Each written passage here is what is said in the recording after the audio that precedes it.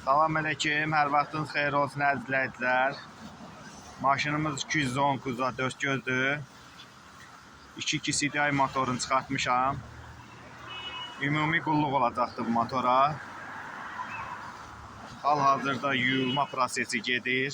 Təmizlənəndən sonra qabaq salnik, arxa salnik, şikiflər hamısı dəyişiləcək. Yağ axan yerləri bərpa olunacaq, yerinə yığılacaq. Kim də istəsə belə maşınla ümumi qulluq əlaqə nömrə ilə əlaqə yarada bilərsiniz.